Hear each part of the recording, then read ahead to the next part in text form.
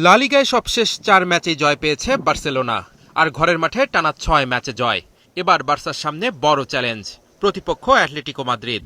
Point টেবিলে কাতালানরা ১ নম্বরে আর Atletico আছে ৪-এ, তবে ব্যবধান মাত্র ৩ পয়েন্ট, অর্থাৎ আজ পা ফসকানোর সুযোগ নেই বার্সেলোনার। দুই দলের শেষ ৫ দেখায় ৩টিতেই জয় পেয়েছে লামিনে ইয়ামালরা। মৌসুমে এখন পর্যন্ত ৩৯ গোল করেছে বার্সা, যার মধ্যে ঘরের মাঠেই ২৩ গোল, বিপরীতে হজম করেছে ৪টি। লা লিগার শীর্ষ ১০ গোলদাতার তালিকায় ২ জনই বার্সেলোনার। ৮ গোল করে দ্বিতীয় স্থানে আছে রবার্ট লেভানডফস্কি, আর ৭ গোল করে পঞ্চম স্থানে ফেরান তোরেস। চোট কাটিয়ে ধীরে ধীরে ছন্দে ফিরছেন রাফিনিয়া।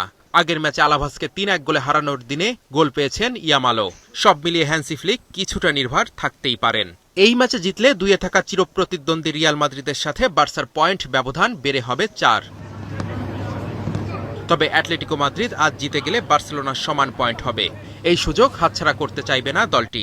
এবারের মৌসুমে ১৪ ম্যাচের মধ্যে মাত্র একটিতে হেরেছে তারা। সব ম্যাচে গোলও পেয়েছে দিয়েগো সিমোনের শিষ্যরা। ট্যাকটিক্যাল দিক থেকেও ম্যাচটি হবে গুরুত্বপূর্ণ। দ্রুত কাউন্টার অ্যাটাকে বার্সেলোনাকে চ্যালেঞ্জ জানাতে পারে অ্যাটলেটিকো মাদ্রিদ। দারুণ ছন্দে আছেন জুলিয়ান আলভারেজরা। সব মিলিয়ে মাঠে আরেকটি রোমাঞ্চকর লড়াইয়ের অপেক্ষা।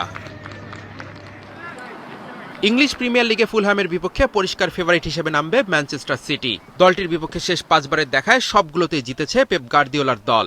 টেবিলের শীর্ষ দল আর্সেনালের চেয়ে ৫ পয়েন্ট পিছিয়ে ২ আছে ম্যান সিটি। ফুলহ্যামের মাঠে না জিতলে মৌসুমের এই পর্যায়ে অনেক পিছিয়ে পড়তে পারে সিটিজেনরা।